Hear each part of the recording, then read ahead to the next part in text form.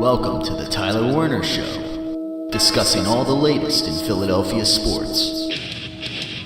And here we are, ladies and gentlemen, in the middle of the month of April with two playoff teams on our hands. The Philadelphia 76er's surging along, looking like they might wrap up that third seed in the East.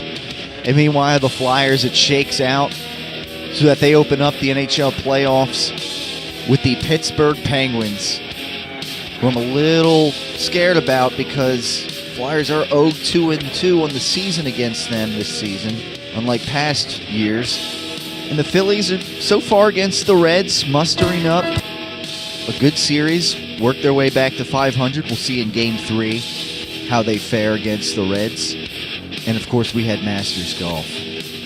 And we certainly didn't have Mr. Tiger Woods anywhere near the top of the list, despite being favored to win the Masters. And now, here's Tyler Werner.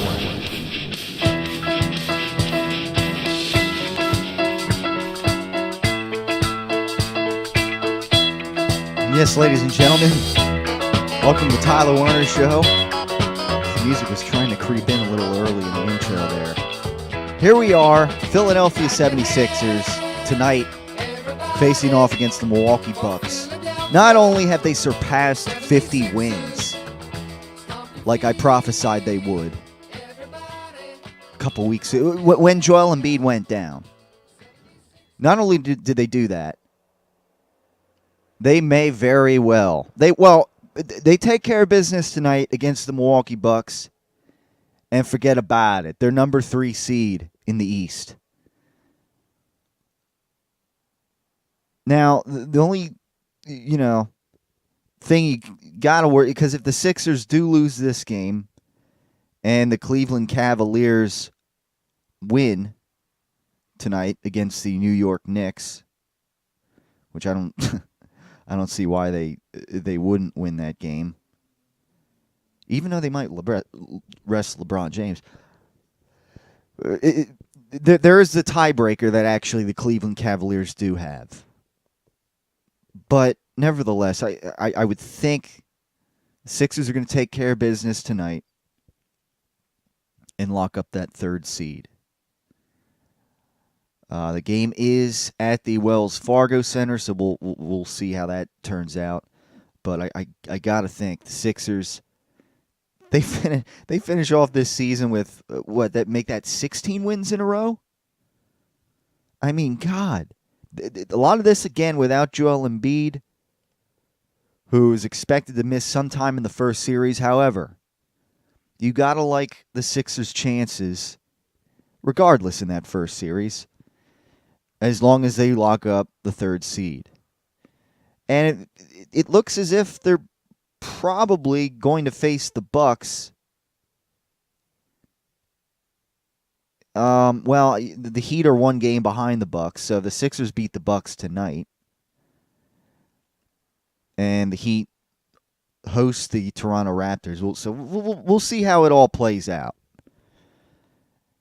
But either way, in a 7-game series, this Sixers team easily manage against the Bucks and the Heat. The way Ben Simmons is playing, the way this bench has been playing, the way, even without Joel Embiid on the floor. I mean, that win on Friday night against the Cleveland Cavaliers, remind you, the Sixers were up 30 points.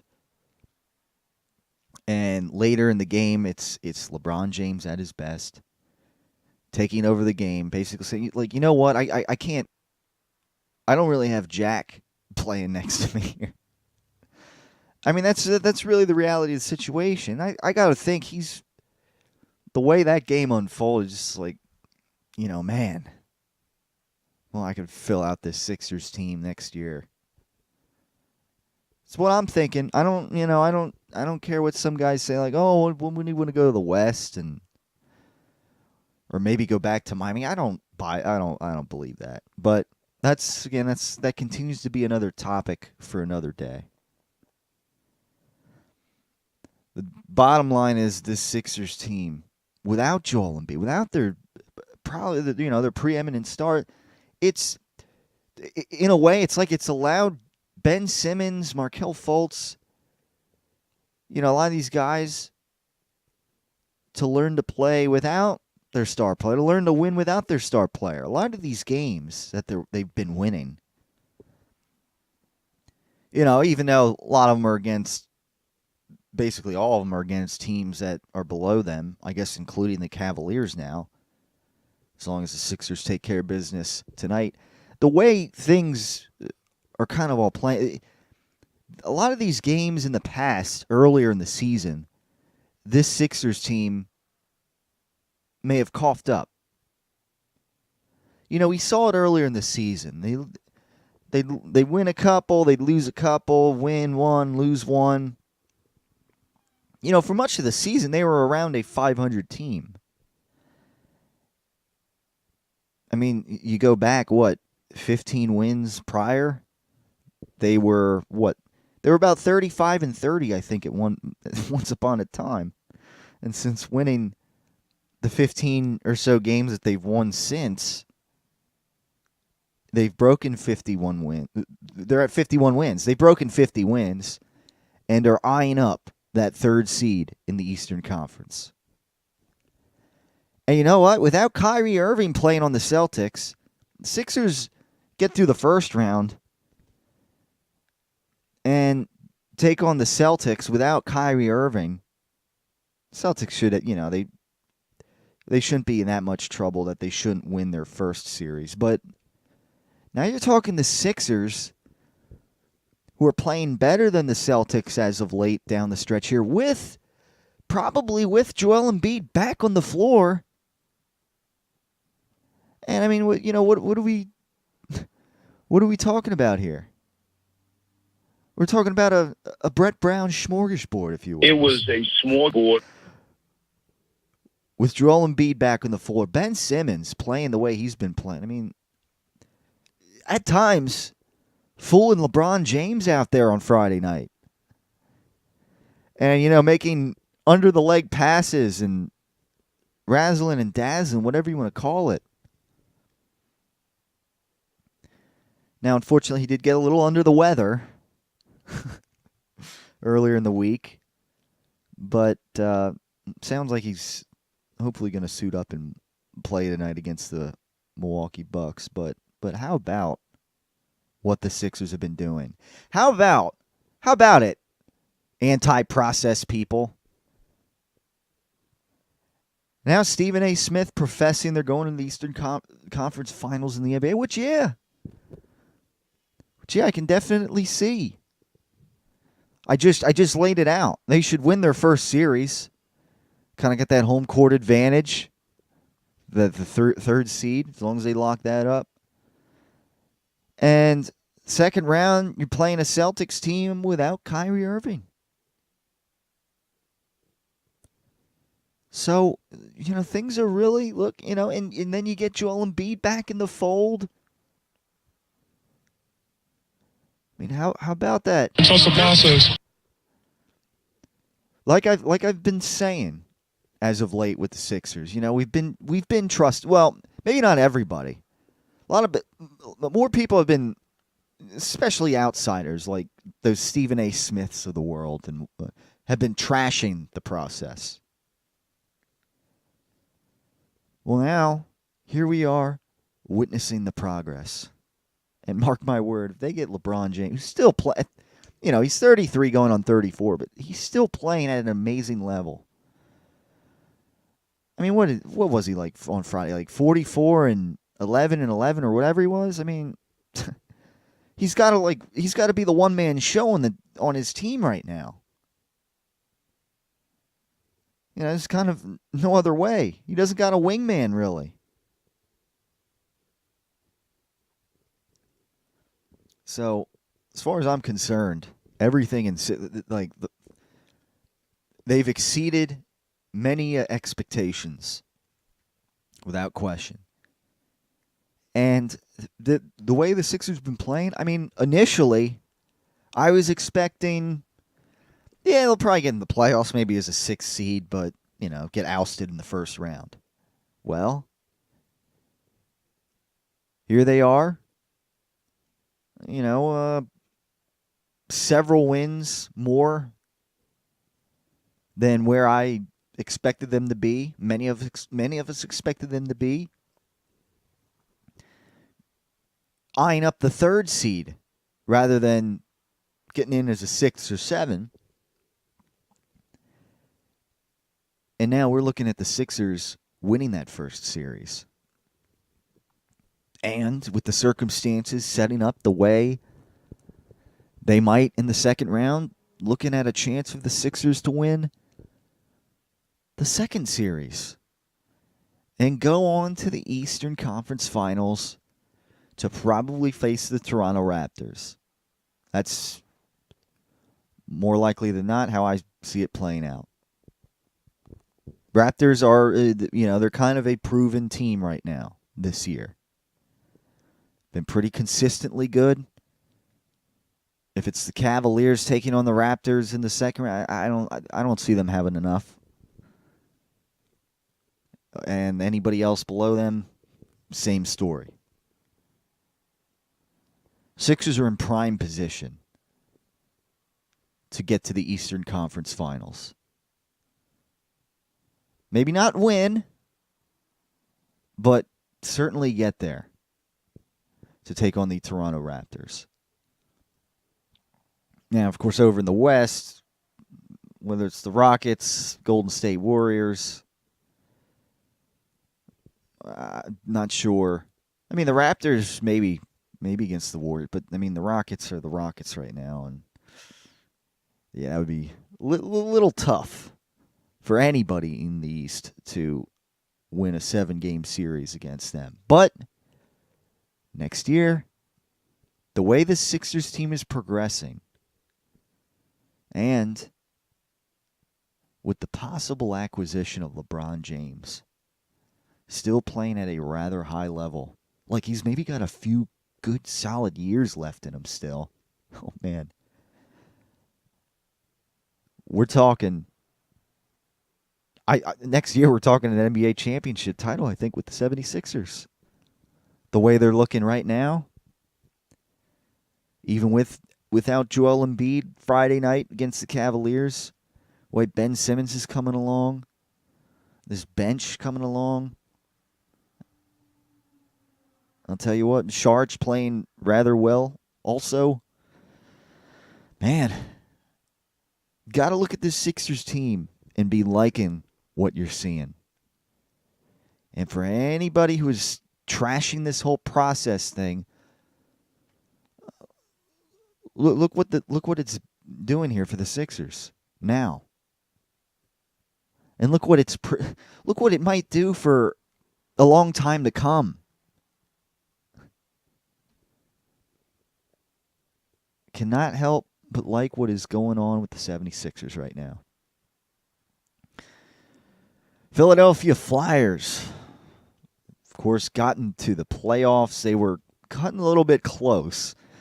There was a potential last week for the Panthers to get in had the Flyers not taken care of business and won that last game of the season. And I was hearing there was I guess if for some reason there was no way to break a tie if the Flyers and the Panthers would have finished with the same amount of points, apparently.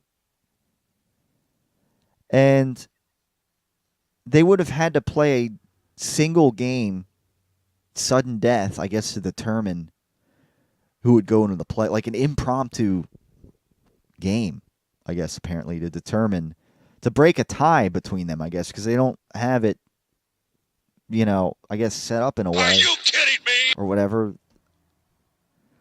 That there was something to break the tie already between the Panthers and the Flyers had they finished with the same amount of points, which is very, very odd. Because in the NFL, that would never happen. That doesn't happen. There's always some way that the ties break.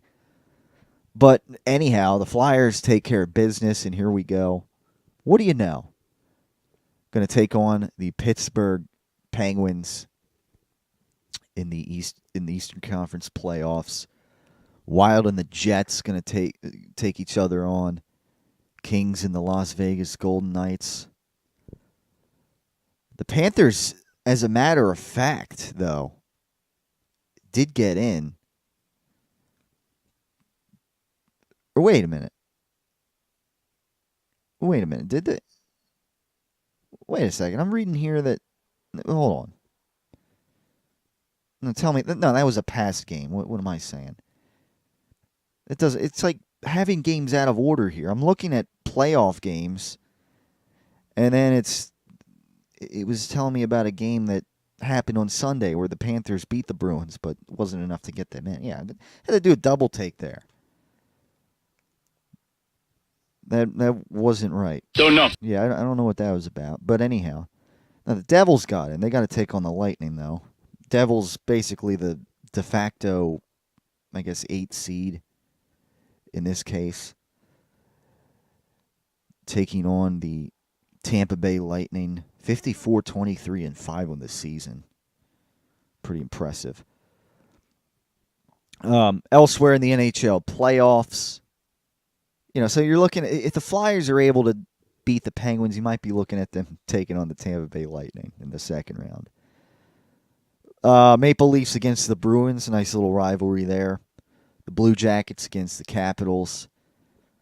See what the Capitals are actually made of this year. They just can't seem to get over the hump to get to a Stanley Cup final and win a Stanley Cup final in the Ovechkin era, I guess if you want to call it that. Hasn't had the kind of success Crosby has had. Then the Avalanche taking on the Predators. The Sharks taking on the Ducks. And that's basically what we got in the NHL playoffs this year. I mean, Peter Laviolette with the Predators again. He's been doing a pretty fine job, I'll say. But Flyers with this goaltender situation with Michael Neuvert, it's like if he sneezes, is he gonna pull a hamstring or something? But really, the Flyers have struggled with the Penguins this year. Usually, and they've been neck and neck with the Penguins too. I mean, they only finished 2 points behind the Penguins, with the Flyers in their 14 overtime / shootout losses on the season, which of course sort of unironically was the most in the NHL this year. But seriously, this Flyers team, for one reason or another, in the past, they've been able to manage against the Penguins a little more so. Well, this year, that hasn't been too much the case. So we'll see 0-2-2 again on the season against the Penguins, which, a bit of a red flag here, but we'll wait and see how things shape up in the series. All you can do is hope. Claude Giroux's been playing. I was surprised to hear that was his first career hat trick. I thought somewhere along the line he would have had a hat trick before in his career. But then I hear Tim Saunders on the radio or whatever, his first career hat trick in that last game of the season. I was a little surprised. But nevertheless, how about this campaign that Giroux has put together this season? I've continued to say it. Led the league in assists this year as well. So good job out of Claude Giroux. Let's see if he can lead this team maybe through the first round here. Here we go. Rivalry revisited with the Pittsburgh Penguins in the playoffs. And we're talking about it right here on the Tyler Werner Show. It sounds great. We're going to take our first break, come back on the other side, talk a little Phillies, and, of course, we got to talk a little bit of Masters. Talk to you on this other side right here on the Tyler Werner Show. Attention parents. Is your under 18-year-old daughter being cyberstalked by a man who identifies themselves as a grown adult male? I want to meet you and fool around. Are you up to meeting tonight, hon? I think I would like to shower with you. We can do it in the shower, too. If so, you need to contact Chris Hansen and Company to bust these online cyberstalkers. How are you tonight? Why don't you have a seat there and get comfortable for that? I guess you're going to tell me next that this is the very first time you've done something like this. Chris Hansen and the Dateline crew will take care of it. Contact us, and we will put an end to the cyberstalking that your daughter is experiencing. Well, there's something you got to know. I am Chris Hansen with Dateline NBC, and we're doing a story on computer predators. Busted! It's no big news flash that many people, you included, eat as a way to medicate themselves. You can choose to worry about it or not. You can choose to panic about your situation or not. It's clear what you must do in order to make important changes. 5 letters here. RELAX. Relax. We're going to be okay. In order for you ever to effectively figure out and map how to get to where you want to go, you have to first know exactly where you are starting. RELAX. Relax. You have to be willing to change what you're doing. You can change your behavior.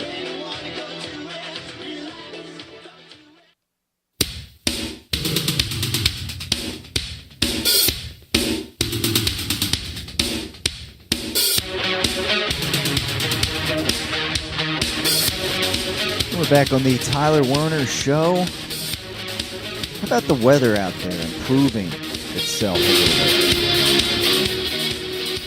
Yeah, we're creeping our way into the 50s today. Still a little bit breezy out, but I got to,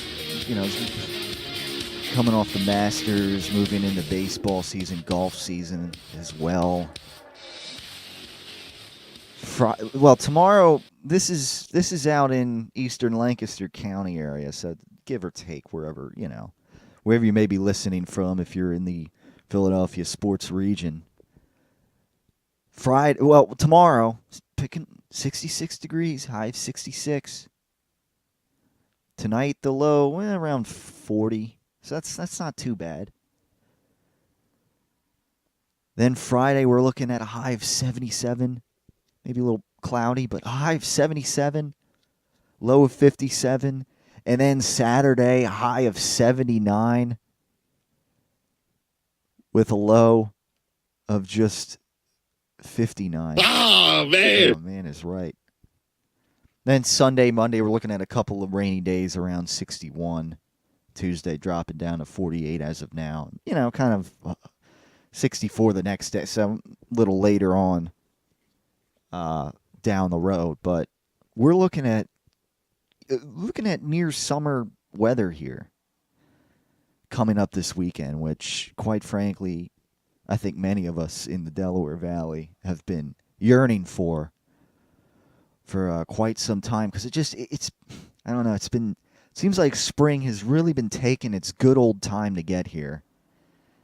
And for those that have allergies, I feel bad for you, because the way the pollen's going to really be bursting out suddenly with the shift in temperature that has taken a little longer to get here. So, but here we are, mid-April, and the Philadelphia Phillies sort of turning their season around a little bit.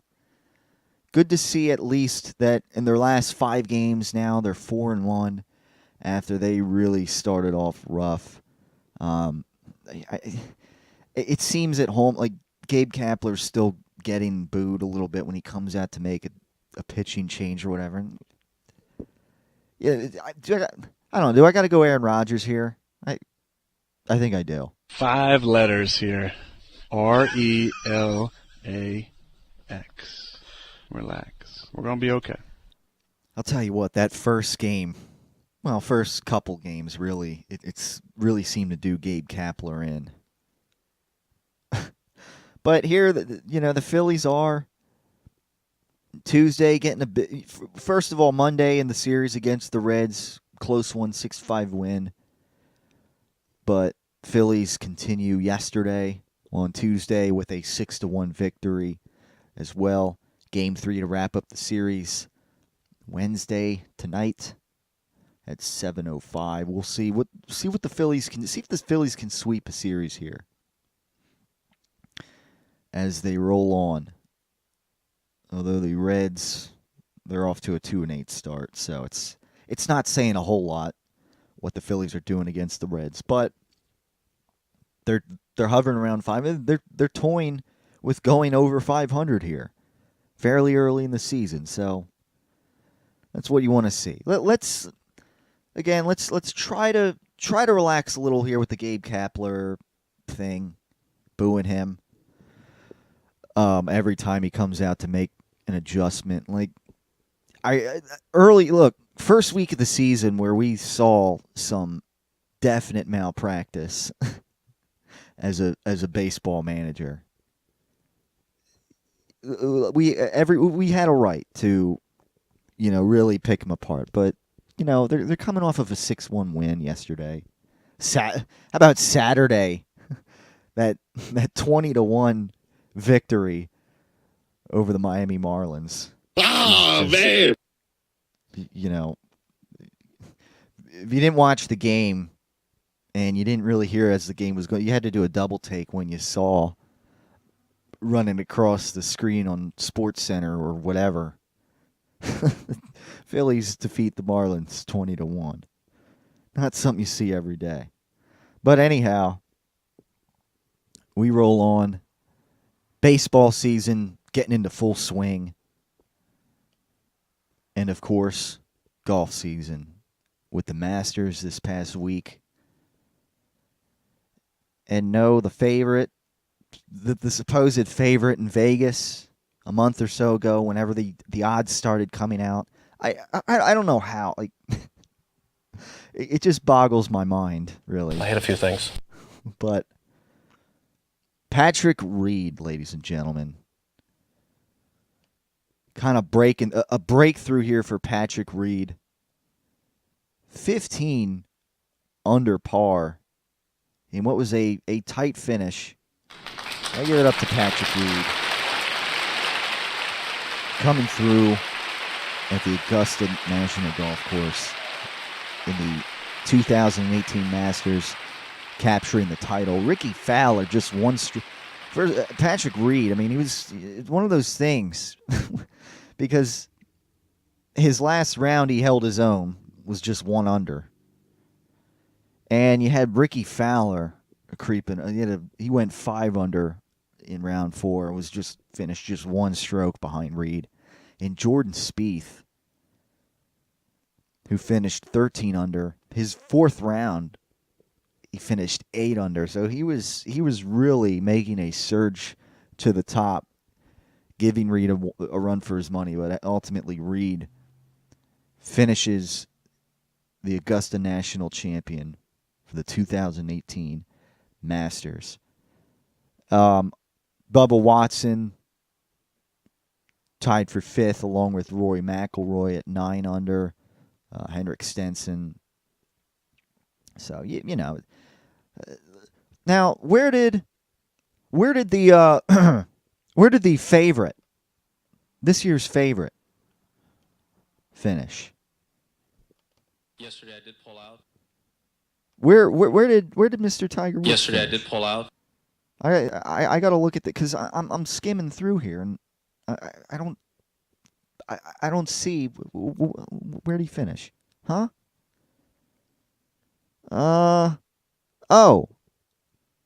Tied for 32nd. 1 over par.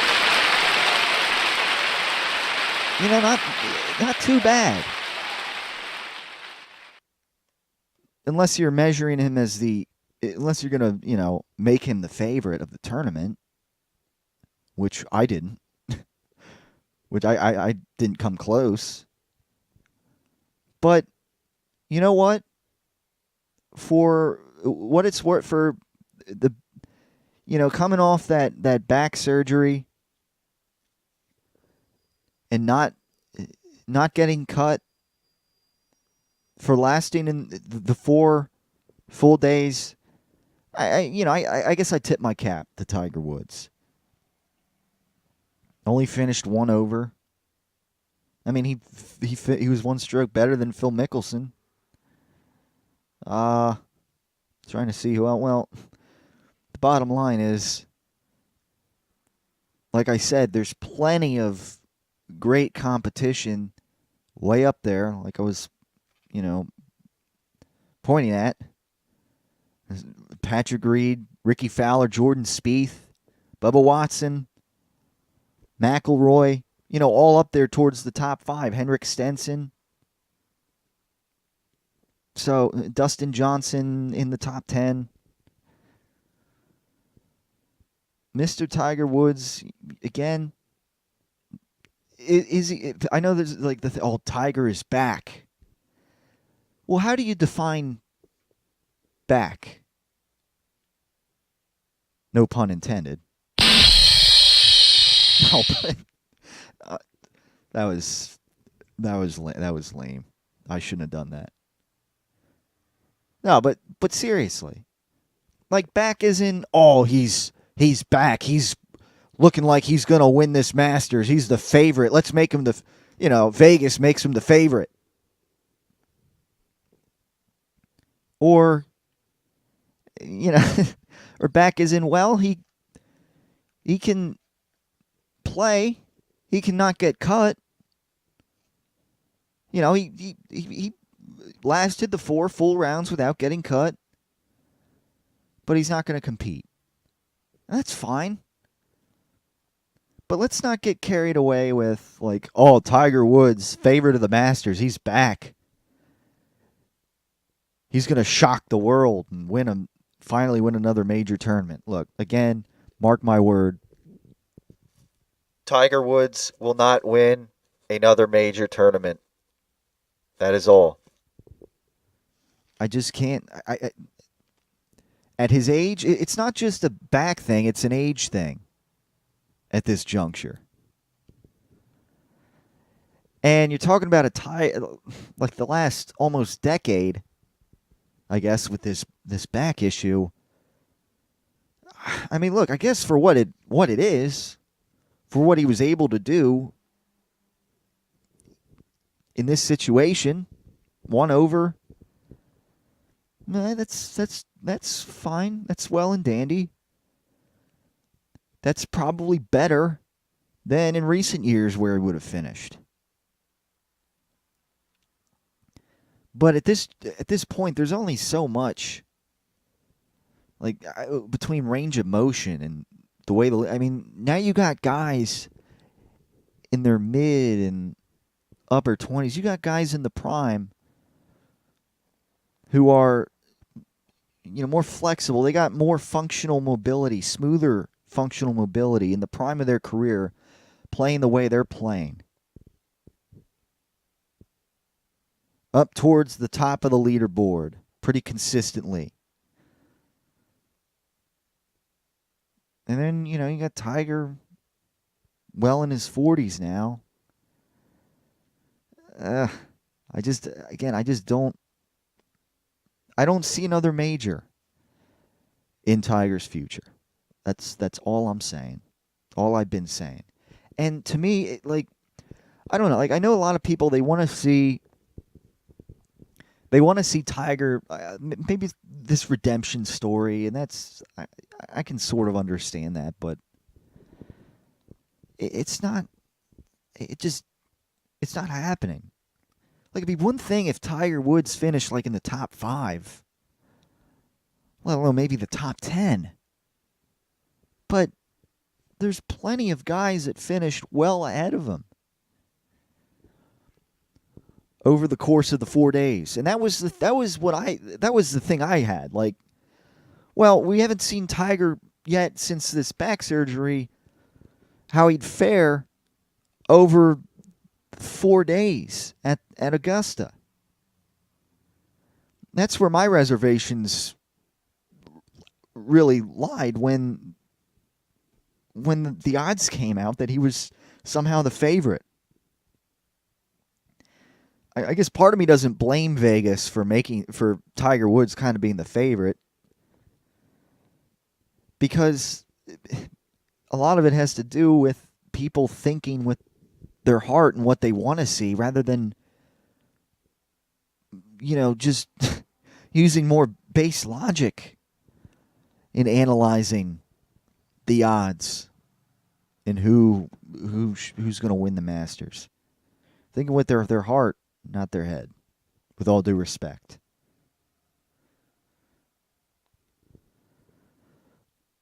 So yeah, I mean, if anybody out there was, I'd love to hear from you if you were pulling for Tiger for one reason or another, and like, if you want to call me a hater or whatever, like, go ahead. But I'm just, watching the game of golf, to me, whether Tiger Woods is in it or not, it doesn't make no difference, because the game is great right now with this field of competition, and it has been rather great in recent years without Tiger Woods.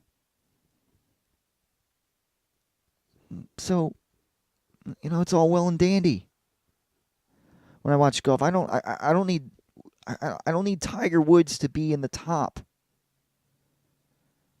I don't need to rely on that, because he hasn't been near the top in these major tournaments for how long anyways. So, that's no one cares. Well, I wouldn't say that. A lot of people really do want to see Tiger Woods get to the top. Get back to the top, I guess.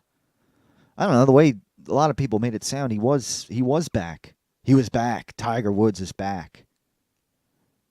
I'm opening up Snapchat or whatever, and, little article towards, like, Tiger Woods is back. And I'm like, really? What do you mean by that? Like, back in the top 5, or just back in the Masters and getting by? I'll tell you what, did anybody out there see... Oh, man. We didn't even talk about Tony Finau. I don't know, who was playing on a dislocated ankle. Yes, did anybody catch that?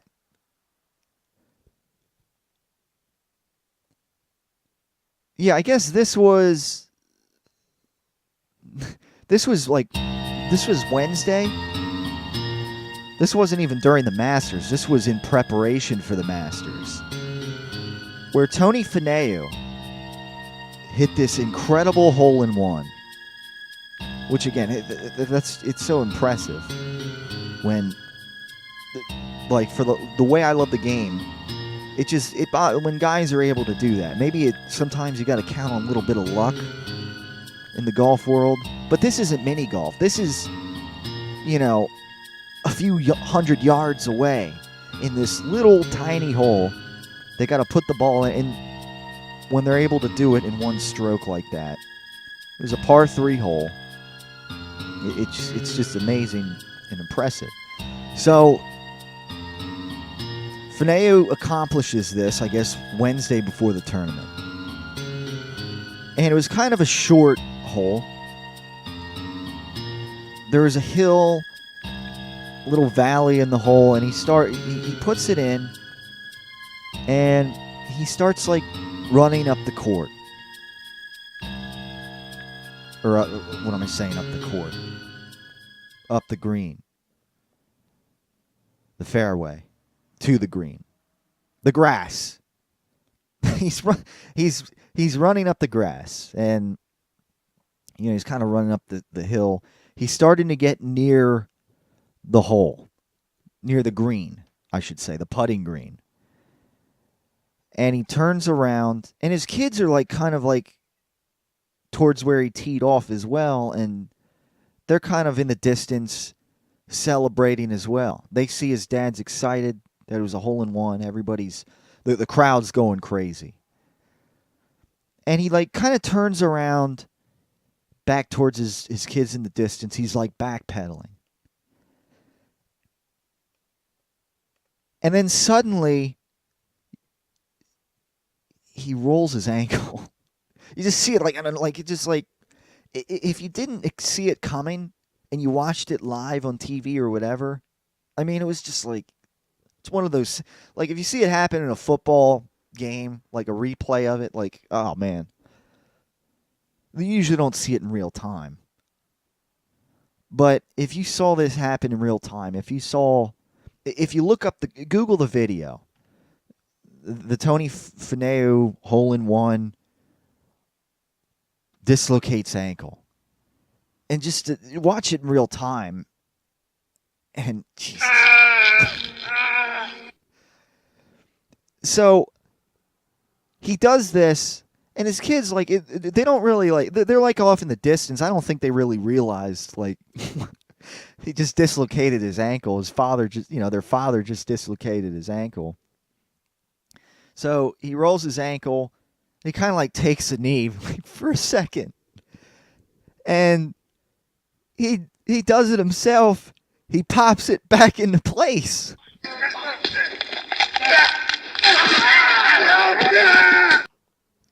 I mean, I don't know what's more impressive. The hole-in-one or the fact that he I guess, relocated his ankle. But, oh my God. Google the video if you haven't seen it. Like, oh man, like, even without, I'm sure there's got to be a slow motion video of it on. Up on YouTube or something somewhere. Where you can you can not only slowly see the rolling of the ankle and the dislocation of it, but then you can slowly see where he's on his one knee and slowly popping that ankle back into place.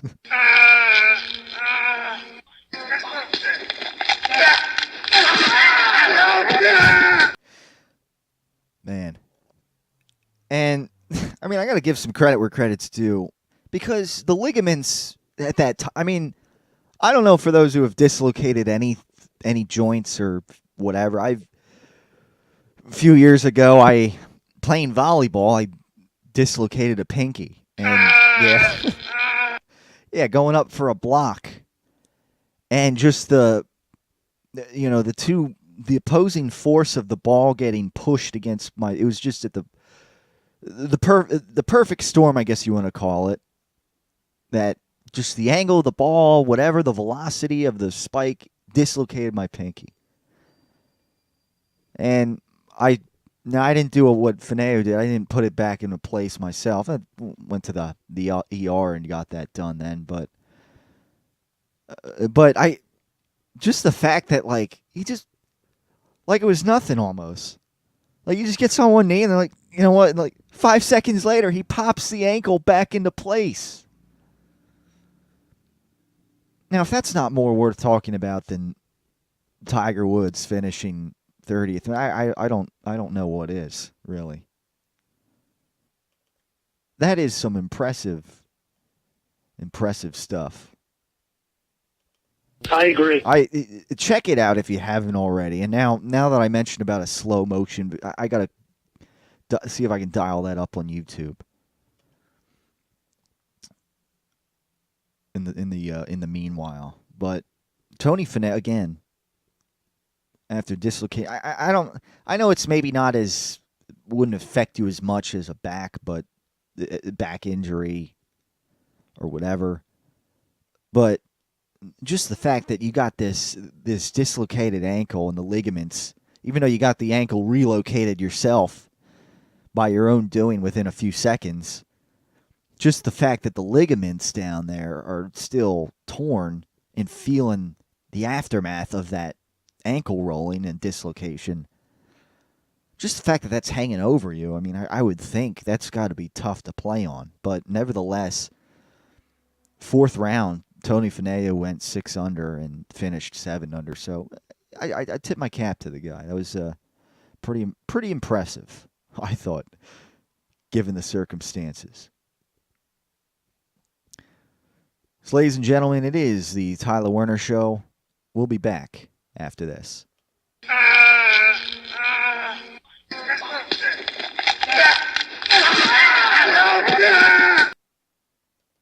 The champion of game day catering is the official meatball of the Tyler Werner Show, Brady and Belichick's slow-cooked Italian meatballs. We prepare our balls over time, and that's the essence of the preparation.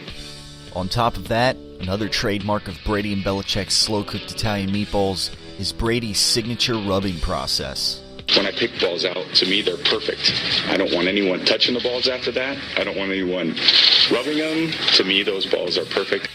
What is a concern is the texture of the balls, and again, that's the point that Tom hit on hard. The champion of all game day catering dishes is Brady and Belichick's slow-cooked Italian meatballs, the official meatball of the Tyler Werner Show. Number one box office attraction, number one WWE superstar, multi-time WWE champion, Brock Lesnar. Time to revamp your office space, eh? Looking for an interior decorator? Look no further than Brock Lesnar. Now that's the way a real man uses a sledgehammer. Out with the old, in with the new. Give Brock Lesnar and Paul Heyman a call. Mr. Lesnar, you're the future of interior decorator. LA, we're done.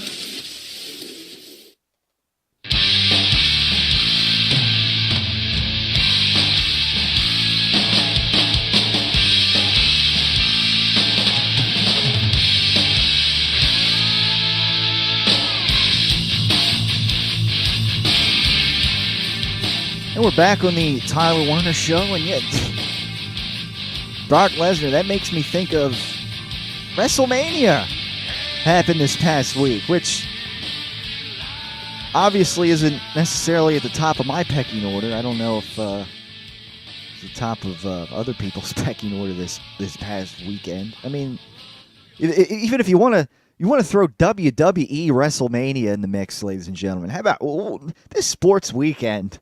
My friends, was just insane. It's not rocket science, people. Brock Lesnar, I guess, of course, the rumor that he might return for a UFC match at some point. As a matter of fact, like, I used to do a wrestling podcast for, if anybody's been subscribed to this channel for a prolonged period of time, if anybody's been following this channel way back in the day when I guess began this YouTube, that was actually like the once upon a time I got into wrestling podcasting. And I used to do the great wrestling debate with my good old buddy Batman Wayne, and we used to talk wrestling, and I guess how, for most of the time, I guess criticize how we thought it was going down the tubes. And I don't know if it's going down. I don't know if it's going down the tubes, some people would say, but I just haven't been as up to speed with it. And I remember last year I made an effort to watch WrestleMania, I guess on my laptop computer, because I was, towards the end of it, actually. But my viewership of wrestling in recent years is just, for one reason or another, it's declined. But I am a bit. I mean, Brock Lesnar's just, he's what can you say? I'll have to, even though I cracked there. Brock Lesnar, after his high-pitched scream, I don't know if he rubbed off on me there and cracked my voice. But I guess even though I kind of already know what happened, just kind of seeing results pop up and everything, I'll have to try to get caught up and at least watch some of these matches. Kurt Angle, of course, was in action. Kurt Angle, who's returned recently. Bobby Lashley, the Monday Night Raw afterwards, which is always, I guess, Monday Night Raw after WrestleMania is always a spectacle to be seen. But I don't know. Is this the return of the great wrestling debate here, or what? What am I doing here? I wonder if I still have the I don't think I do on ready to go, the old great wrestling debate intro or whatever the sound, but And no, I wasn't watching wrestling. this show is going a little bit off the rails. So to bring it back as we finish off things here on the Tyler Werner Show. In the Philadelphia sports world, at the top of the pecking order right now. No, it's not quite WrestleMania or Monday Night Raw or WWE or what have you. Sixers basketball. We were talking about it earlier in the Tyler Werner Show. Again, I didn't push the panic button when Joel Embiid went down a few weeks ago, ironically after colliding with Markelle Fultz's shoulder. I wasn't ready to push the panic button then. And lo and behold, a couple weeks later, can continue to see why. This Sixers team, the way they've turned it around in more so the last couple of months of the regular season here, really coming into their own. And we're witnessing the progress without Joel Embiid. And now that this Sixers team has third place in their sights, with Joel Embiid maybe returning somewhat early in the series, maybe not game one, but maybe he comes, I wouldn't rule it out, but maybe game two, I don't know. He comes back ready to go. And I got to think that this Sixers team will not only win the first series against whoever it is, whether it's the Bucks or the Miami Heat, I got to think that the Sixers team can go on in that third seed to defeat the Boston Celtics in a 7-game series without Kyrie Irving. Who, by the way, the Sixers, they take care of business tonight. At worst, they finish, only 3 games worse than the Celtics in the standings, only 3 games behind them. Sixers down the stretch here, or the Celtics, 6-4 in their last 10, so, a little above average. Sixers, without question, even though they haven't played the Rockets or the Toronto Raptors, but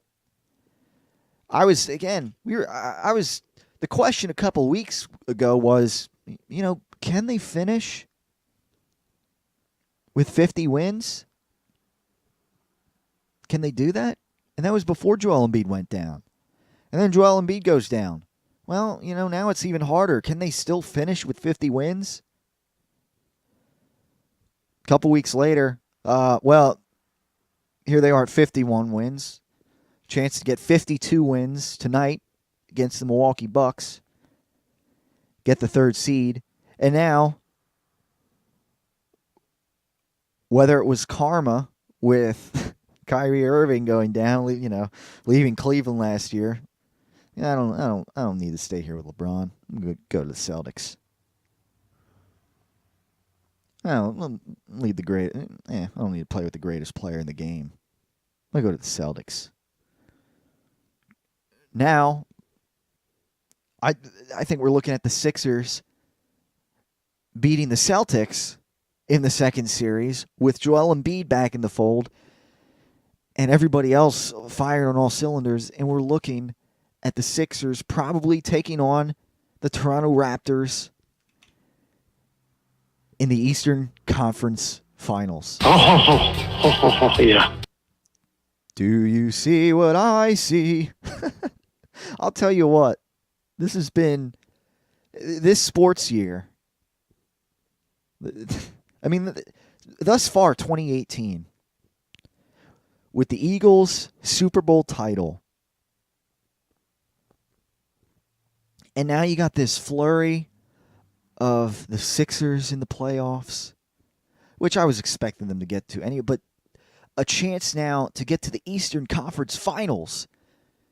Now we're not talking about just getting in the playoffs. We're talking about a possible Eastern Conference finals appearance. Maybe a championship. I'm not gonna go as far as saying they're gonna beat the Raptors in a 7-game series. But there's a chance of that. And the Flyers, while they're a little more further down in the standings, and they got to face a team that they've been struggling with in the regular season, in the 4 games that they've played them. Maybe, I don't know, maybe the Flyers now, they're due to get some wins back on the Penguins. Maybe it's a good thing that they were 0-2-2 in the season, in the regular season against the Penguins. I don't know. But the goaltending situation does make me nervous against the Penguins in this series.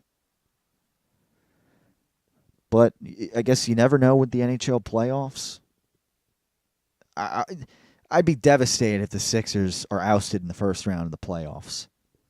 The Flyers lose this first, I wouldn't be quite as devastated. But it would be great to see the Flyers move on and oust those Pittsburgh Penguins.